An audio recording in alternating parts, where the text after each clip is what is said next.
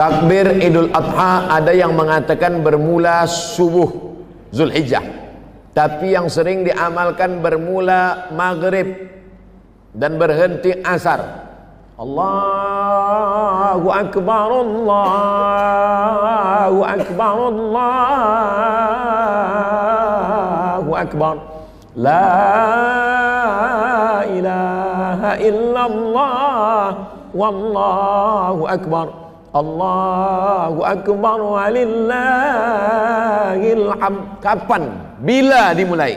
Dua pendapat. Pendapat yang pertama, asyuru' ila salah, ketika pagi berangkat dari rumah akan pergi ke tempat sembahyang. Pendapat yang kedua, tenggelam matahari petang kerana awal hari bukan jam 12 malam. Yang awal hari jam 12 malam itu Masehi. Sedangkan dalam Hijriah awal hari ini hari Ahad. Esok Isnin. Bila Isnin itu bermula? Isnin bermula tenggelam matahari, nanti masuk maghrib. Pendapat yang mengatakan takbir diawali lepas matahari tenggelam kerana 9, 10 Zulhijjah itu berawal dari semalam, manakala matahari Sabtu tenggelam muncul bulan, disitulah dia 9, 10 Zulhijjah.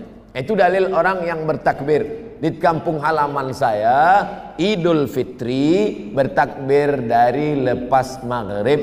Idul Adha pun begitu juga. Tapi bila ada orang yang membuat takbir pagi akan berangkat, kita pakai yang diamalkan oleh majoriti mazhab Syafi'i adalah dari matahari tenggelam lepas maghrib itu dia. Apakah takbir itu hanya selepas solat saja? Tidak. Bertakbir Umar bin Khattab di pasar, suk tempat berniaga, hingga bergoncang tiang-tiang pasar tempat berniaga, bertakbir. Maka di rumah pun bertakbir. Tetamu diajak bertakbir. Tadi saya bertamu kepada sahibul bait, sahibul hajat. Kami bertakbir dulu. Ini bertakbir ni amat sangat baik. Wallahu a'lam bishawab. Maka ibadah haji orang kaya, tapi kalau sudah berusaha, ikhtiar, rezeki belum juga kunjung tiba. Tidak ada jalan lain kecuali berhusnuzan kepada Allah Subhanahu wa taala. Allahu Akbar, Allahu Akbar, Allahu Akbar, la ilaha illallah, wallahu akbar, Allahu Akbar, walillahil hamd. Pelajaran kedua yang dapat kita ambil dari Idul Adha, bahwa kita diperintahkan untuk menyembelih hewan kurban. Fasalli li rabbika, perbanyaklah salat, beribadah kepada Allah untuk membalas apa? Inna a'tainakal kautsar, kami sudah memberikan nikmat yang besar kepada engkau. Sudah kami berikan engkau nyawa hingga hidup di atas muka bumi Allah. Matamu terbuka, telingamu mendengar, kakimu melangkah, tanganmu menghayun, hidupmu tenang, perutmu kenyang, hatimu lapang.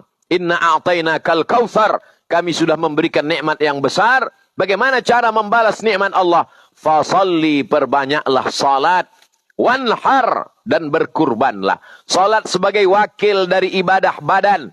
Ada namanya ibadah badan, salat, tawaf, sa'i, wukuf. Ini semua ibadah badan. Jihad fisabilillah, ibadah badan. Tapi ada namanya ibadah harta, zakat, wakaf, infak, sedekah.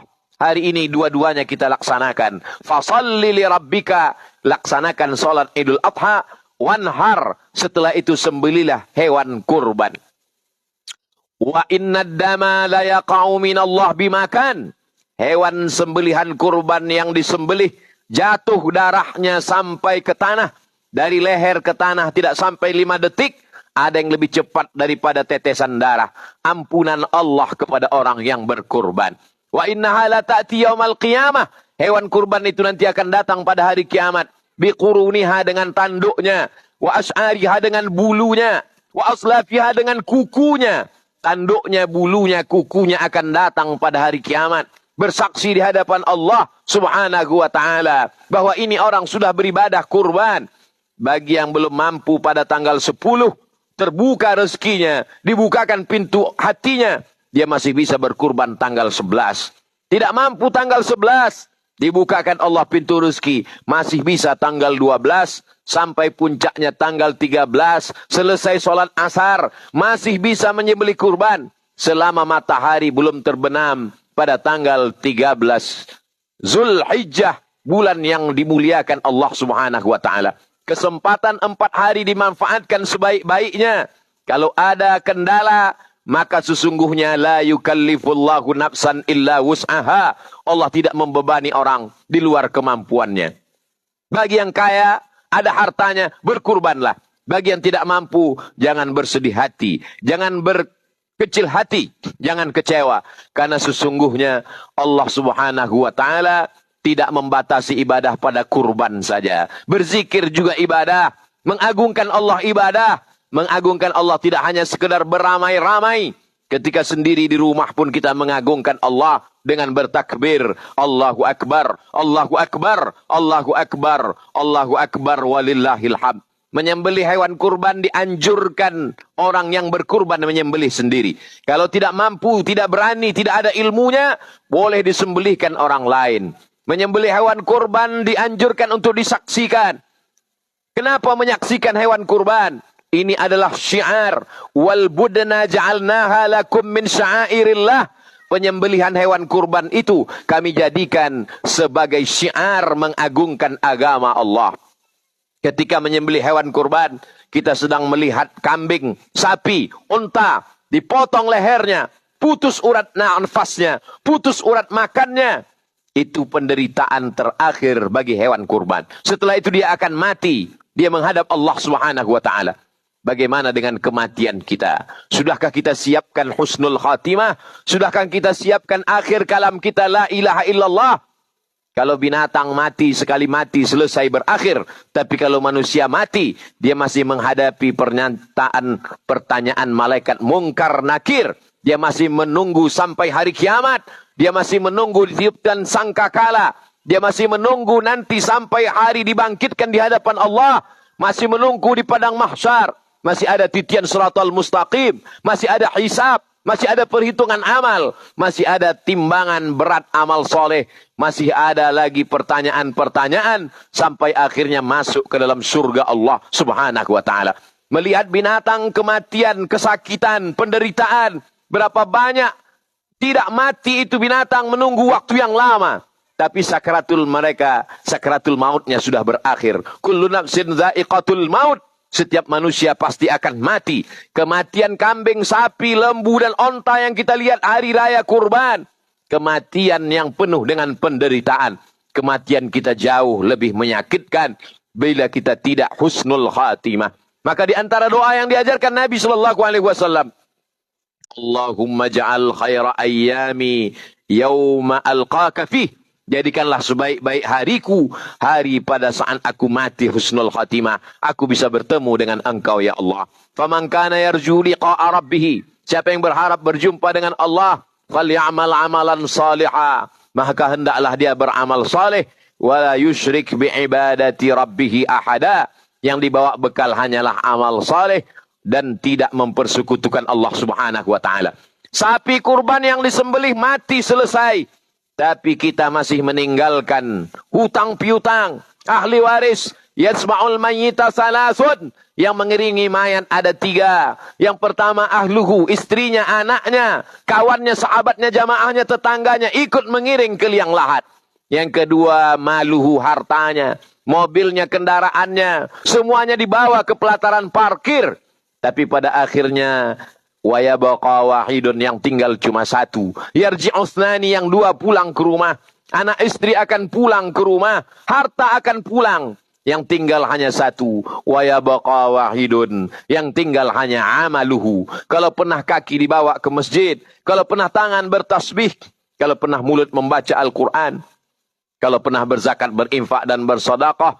Itulah yang akan dibawa menghadap Allah subhanahu wa ta'ala. Allahu Akbar, Allahu Akbar, Allahu Akbar, walillahil hamd. Pelajaran ketiga yang terakhir yang dapat kita ambil dari Idul Adha adalah bagaimana mendidik anak seperti didikan yang diperoleh oleh Nabi Ismail alaihi salam. Lagi-lagi kita diingatkan, Beberapa hari terakhir kita dibacakan berbagai macam berita. Bagaimana kelakuan anak-anak yang merusak harkat martabat orang tua. Terlalu buruk perbuatannya untuk dibacakan, disebutkan pada khutbah yang suci. Kita membaca setiap hari di media sosial bagaimana kelakuan anak-anak zaman ini. Ini semua tanggung jawab. Kullukum ra'in, setiap kepala rumah tangga adalah pemimpin, wa kullukum mas'ulun an ra'iyatih. Kelak akan ditanya di hadapan Allah Subhanahu wa taala. Kemana kita masukkan anak-anak kita? Pilihlah sekolah yang menanamkan akidah Ahlus Sunnah wal Jamaah. Masukkan ke lembaga pendidikan yang membacakan Al-Quran, menghafalkan Al-Quran, memahamkan Al-Quran. Tidak ada yang dapat membentengi anak-anak kita dari arus globalisasi, tantangan zaman yang luar biasa, kecuali pendidikan agama.